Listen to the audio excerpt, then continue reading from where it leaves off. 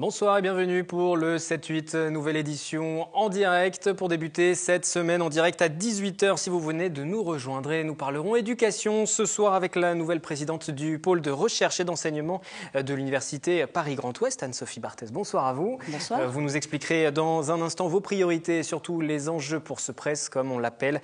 Ce PRES qui regroupe notamment l'université de Cergy, l'université de Versailles-Saint-Quentin en Yvelines. Vous en êtes la présidente depuis le 17 décembre dernier après le départ de Sylvie Faucheux. Elle a été nommée rectrice de Dijon, souvenez-vous. Nous verrons aussi que du côté des Restos du Cœur, l'inquiétude grandit. Face à une demande toujours plus forte, le vice-président de l'antenne départementale viendra également nous rejoindre. Et puis le sport, le 7-8 sport, nouveau rendez-vous hebdomadaire. 26 minutes pour faire le tour de l'actualité avec Anthony Reich aux alentours de 18 h 25 si vous nous suivez en direct ce soir. Bonsoir Anthony. Bonsoir Wilfried. Et pour ce tout premier 7-8 sport de l'année, nous regarderons dans le rétroviseur évidemment la saison 2012. Je recevrai le président du football club de Trappes, Moustapha Larbaoui. Le club vient de fêter ses 80 ans et change de cap avec un nouveau nom qui fait déjà beaucoup parler. Et nous nous arrêterons aussi sur le parcours exceptionnel des féminines de Voisins-le-Bretonneux en tennis de table qui viennent d'enchaîner 2 montées successives. Et comme d'habitude, en fin d'émission, tous les résultats du week-end. Tous les résultats à suivre ce soir. Le 7-8 sport, le reste de l'actualité du jour en images à présent. Les principaux titres, les sujets qui seront développés, reportages à découvrir. Le comité d'entreprise extraordinaire de Virgin s'est tenu ce lundi. L'enseigne compte 26 magasins en France, dont le seul dans les Yvelines se situe à Montigny-le-Bretonneux. Les salariés du groupe restent mobilisés et ils manifesteront le mercredi 9 janvier. Ce week-end, les gourmands ont dégusté la galette L'Épiphanie. C'est avant tout une fête religieuse. Nous avons rencontré les fidèles réunis ce dimanche en la cathédrale Saint-Louis de Versailles. Le club de football de Trappes change de nom, Anthony vous le disait. Dorénavant, le Trappes-Saint-Quentin Football Club s'appelle l'Étoile Sportive de Trappes. C'est en réalité son premier nom, une volonté du président du club, Moustapha Larbaoui, pour, dit-il, revenir aux valeurs fondamentales, mais également protester contre les baisses de subventions de la communauté d'agglomération de Saint-Quentin en Yvelines. Portrait enfin de l'équipe première féminine de tennis de table de Voisins-le-Bretonneux qui a enchaîné 2 montées en 1 an et demi pour évoluer maintenant en National 2. Voilà pour le sport. Le sort des salariés de Virgin à présent. En suspens, le CE, le comité d'entreprise consacré au dépôt de bilan de l'enseigne, va se poursuivre demain mardi en présence du principal actionnaire. Cette fois-ci, en fin d'après-midi, aujourd'hui lundi, les syndicats sont restés déterminés à trouver une solution pour les quelques 1000 salariés de l'entreprise. Les explications, le point complet avec Catherine Zulato. Lundi, le comité d'entreprise de Virgin s'est réuni comme prévu pour débattre du projet de cessation de paiement de l'entreprise. Un comité qui a été suspendu en début d'après-midi et doit reprendre demain, mardi, en présence de l'actionnaire majoritaire Butler Capital. La société d'investissement française contrôle le groupe depuis 2008 et pour les syndicats, c'est le principal responsable. On va déjà lui demander pourquoi depuis 5 ans il n'a pas réellement investi dans l'entreprise. Il faut savoir que sous la période Butler Capital Partners, il s'est ouvert très peu de magasins déjà. Il n'y avait pas non plus d'investissement afin de maintenir une gamme correspondant quelque peu aux attentes de la clientèle. De l'inquiétude et également de l'amertume parce qu'effectivement on s'achemine certainement vers la fin de Virgin Megastore, entreprise qui était implantée en France à partir des Champs-Élysées depuis la fin des années 80. Avec jusque dans les années fastes quasiment 2000 salariés et maintenant nous ne sommes plus qu'un peu plus de 1000, c'est tout. Parmi les 26 magasins Virgin exploités en France, un seul dans les Yvelines, situé dans le centre commercial SkyWest à Montigny. Le magasin a ouvert ses portes en 2005. Il compte une trentaine de salariés. Sur leur blog, les salariés franciliens appellent à manifester mercredi 9 janvier devant le magasin emblématique des Champs-Élysées.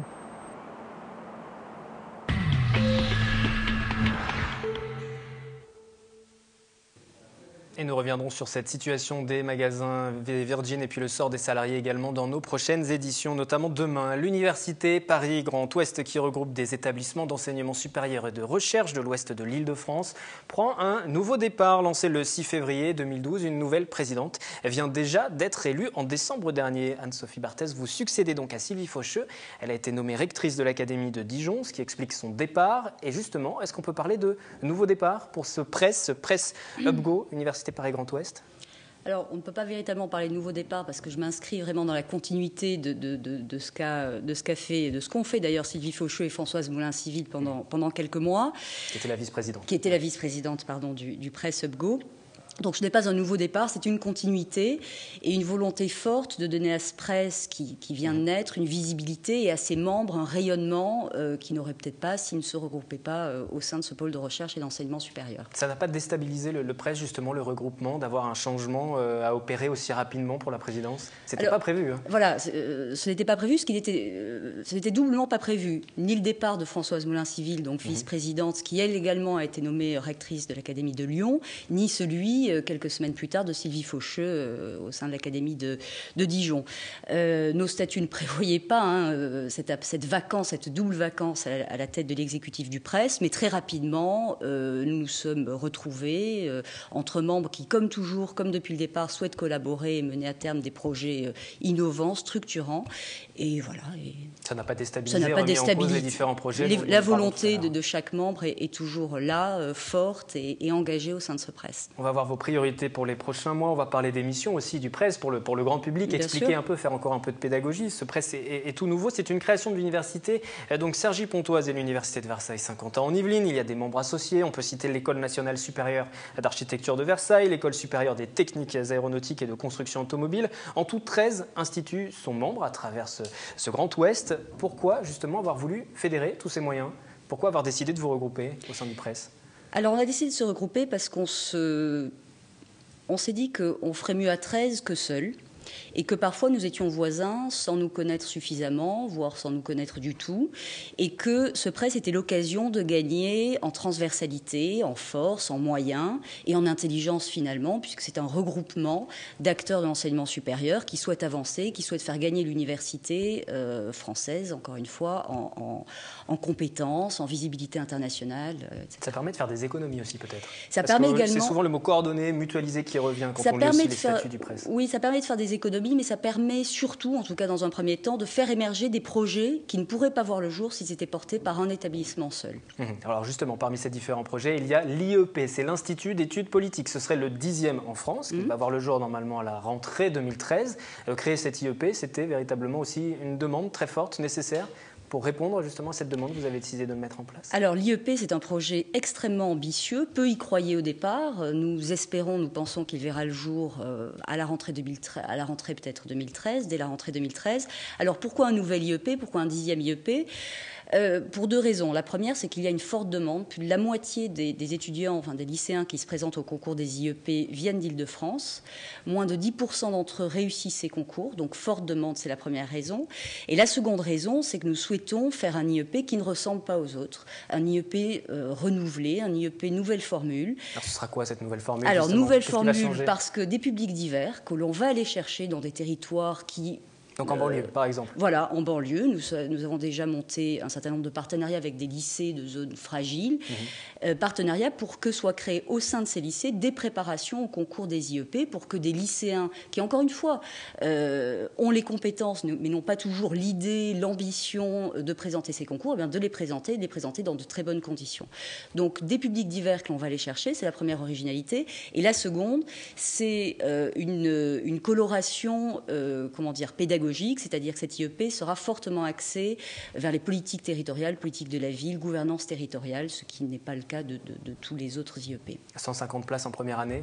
150 places en première année. Au bout du compte, c'est-à-dire au bout de 5 ans, 800 étudiants environ. Avec de vrais débouchés? Justement parce que vous parliez d'aller chercher justement aussi ces jeunes, de faire venir un public qui ne venait pas, mais c'est très bien de les former. Est-ce qu'ensuite ils vont trouver véritablement du travail aussi? Alors ils vont trouver du travail, et ils vont d'autant plus en trouver que la 5e année se déroulera dans des masters qui sont déjà existants au sein des universités de Versailles, Saint-Quentin et de Cergy-Pontoise. Donc c'est donc là la force de fonctionner en presse, voilà, c'est ça, en regroupement. Des masters qui ont déjà fait leurs preuves en termes d'insertion professionnelle. Donc il y aura ce fameux presse avec ses différents projets. On va continuer à parler de tous ces projets justement, il y en a d'autres encore, il n'y a pas que l'Institut d'études politiques.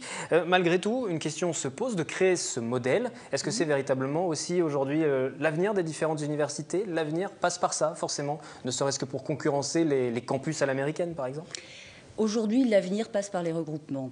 je ne sais de quoi demain sera fait. Une loi nouvelle sur les universités va voir le jour dans les mois à venir. Elle sera le fruit d'une large concertation nationale engagée par la ministre de l'Enseignement supérieur et de la Recherche. Les presses, la dénomination presse, la structure juridique presse pourrait disparaître, mais serait immédiatement remplacée par une nouvelle formule, une nouvelle forme de regroupement, qui serait peut-être une université fédérale, qui, là encore, chapeauterait, permettrait à des établissements dans l'enseignement supérieur, écoles ou universités, de travailler ensemble. Ça veut dire que chacun des établissements va perdre son âme, son identité? Ce Non, sera regroupé pas nécessairement. sous un seul et même nom? Il n'y aura plus d'université de Cergy, il n'y aura plus d'université de Versailles-Saint-Quentin, par exemple? Alors, attendons la nouvelle loi pour voir ce que sera véritablement ce nouvel outil qu'est l'université fédérale, mais à titre personnel, il me semble que ce sera à chaque université fédérale de décider de son degré d'intégration. Est-ce que cela ira jusqu'à la fusion de tous ses membres? Est-ce que cela permettra au contraire à chaque membre de rester ce qu'il est? Mais vous, justement, vous souhaiteriez quoi? Par exemple, on n'a pas mentionné, mais vous enseignez aussi à Cergy. Oui. Est-ce que si l'université de Cergy disparaissait, devenait l'université de Paris-Grand Ouest, ça changerait fondamentalement quelque chose ou... Non, si nous y trouvons notre compte, si ça nous permet de rebondir, de porter encore une fois des projets nouveaux, d'être plus visibles, pourquoi pas, bien sûr. Alors justement, quelle image avez-vous de ces universités françaises? À l'heure actuelle, nous sommes allés vous poser la question, que vous soyez étudiant ou non, d'ailleurs, tout le monde est concerné. Une bonne image, et c'est des universités qui sont très bien cotées, à mon avis. C'est bien, sauf que c'est un peu le bazar tout le temps. Au niveau de l'administration, c'est pas forcément très bien organisé tout le temps. Après, y a quand même des bons systèmes au niveau des compensations pour obtenir ces semestres, etc., qui sont assez intéressants. Je trouve que c'est bien. Peut-être qu'en médecine, c'est pas bien à cause du numerus clausus qui est trop contraignant pour les étudiants. Bon, en général, elles ne sont pas mauvaises, mais elles manquent de moyens. Et puis, je crois qu'il y a des problèmes maintenant au niveau de la gestion parce qu'il me semble que les postes sont gérés par les universités au lieu d'être gérés par l'État. Donc, ça va poser des problèmes. Alors c'est bien mais peut mieux faire, c'est l'appréciation globale, que ce soit grand public ou les étudiants qui sont concernés et qui sont confrontés à des problèmes au quotidien. C'est un petit peu ça le fonctionnement, et le presse permet aussi de résoudre tout ça, ou ça rajoute encore une couche supplémentaire au millefeuille? Non, le presse ne doit pas rajouter une couche supplémentaire au millefeuille, le presse est un facilitateur, sinon il n'a aucune raison d'être. Sur les universités, je rebondis sur certains commentaires du public que vous avez interrogé. Qui vous ont fait sourire d'ailleurs. Oui. L'université, c'est le bazar. C'est vrai que c'est l'image que souvent l'université renvoie, et c'est vrai que c'est souvent le cas des universités. Ce n'est pas le cas d'universités plus jeunes comme le sont celles de Versailles-Saint-Quentin ou de Cergy-Pontoise. Nous avons 20 ans d'existence et nous avons pu offrir aux étudiants et également aux personnels administratifs et aux enseignants-chercheurs un nouveau modèle universitaire qui fonctionne. Voilà, qui fonctionne, qui est culotté, qui est décomplexé, qui va chasser sur des terres qui n'étaient pas nécessairement les siennes au départ et qui permet d'offrir un nouveau visage à l'université française. Et le presse est encore tout jeune puisqu'il a été créé il y a même pas un an, ce sera bientôt son premier anniversaire. Exactement. Déjà 2 présidentes puisque vous êtes présente ce soir pour nous en parler. D'ailleurs, vous êtes professeure de droit et vice-présidente aussi de l'université de Cergy. Vous allez réduire vos activités par ailleurs? Oui, je vais réduire mes activités, mais je conserve des activités d'enseignement et de recherche pour rester au plus près du terrain et pour ne pas complètement changer de métier, tout simplement. Un dernier mot, on aura l'occasion d'en reparler bien évidemment sur cette antenne et au cours des prochains 7-8. D'autres projets pour le presse, justement, ce regroupement, ce pôle de recherche, en dehors de l'Institut d'études politiques? Alors, il y a un autre projet très stimulant, qui en est encore un petit peu au point de départ, c'est la création d'un institut de la création, porté par 3 écoles prestigieuses, école d'architecture de Versailles, du paysage de Versailles et l'école d'art de Cergy. Ces 3 écoles ont envie de porter des projets transversaux, des projets communs, et ont envie, pourquoi pas, de créer une résidence d'artistes. Voilà, une résidence d'accueil d'artistes. Les 3 directeurs que nous rencontrons très régulièrement sont très motivés, nous également. Donc voilà, là encore, une belle illustration de ce que le presse peut faciliter. Merci Anne-Sophie Barthès d'être venue sur ce plateau. Nouvelle présidente du Presse UpGo, le pôle de recherche et d'enseignement supérieur, Université Paris-Grand Ouest. Voilà, il va falloir s'y faire si jamais ça devenait la dénomination des différentes universités. Vous nous l'avez dit, l'IEP, l'Institut d'études politiques, ouvrira donc à la rentrée 2013 à Saint-Germain-en-Laye. Dans un quart d'heure, le 7-8 Sport, nouveau rendez-vous sur TV Fil 78, 26 minutes de session consacrée exclusivement au sport dans le département. Nous reviendrons sur les 80 ans du club de football de Trappes qui change de nom, notamment une volonté de son président qui s'est expliqué lors d'une cérémonie pour fêter cet anniversaire. C'était ce week-end, regardez. À 80 ans, le Trappes Saint-Quentin Football Club prend un nouveau départ et devient l'étoile sportive de Trappes. Le logo présent sur les maillots des joueurs va aussi être modifié. Avec ce nouveau cycle, les hommes restent, mais le club prend une autre forme. Un changement de logo, donc de couleur. On revient aux couleurs que vous voyez autour de nous, le bleu et blanc. On revient aux couleurs, on change de nom et on revient au premier nom du club. Parce que moi j'aime bien le retour aux sources, j'aime bien revenir aux ancêtres, j'aime bien revenir à ce qui a fait le club. Ce changement de nom apparaît comme un divorce entre la communauté d'agglomération de Saint-Quentin-en-Yvelines et le club, dont les subventions auraient diminué ces dernières années suite à des descentes en division inférieure de l'équipe première. Pour exemple, en 2013, le club touchera 6 900 € contre 7 600 en 2012. J'abandonne le SQ de Saint-Quentin-en-Yvelines. Vous l'aurez remarqué au passage, je l'ai abandonné. On a eu moins de subventions pour le coup de la communauté d'agglomération. On a eu des descentes en excellence et en première div, on nous les a supprimées. J'en ai pas vu la couleur depuis. Depuis 2008, le club a largement travaillé sur la formation et sur les valeurs véhiculées par l'école de football. Résultat, les équipes jeunes brillent, à l'instar des moins de 15 ans, qui luttent pour le titre en division supérieure régionale. L'entraînement, donc le travail. Parce que le travail, c'est ce qu'on leur apprend à l'école, donc on veut que ça revienne aussi au foot. Après, c'est tout ce qui est respect, solidarité, travail collectif. Et tout va au travail, on va dire. Le mot travail, pour arriver un jour à un niveau. Des valeurs qui ont réuni pas moins de 600 personnes ce samedi pour souffler les 80 bougies du club.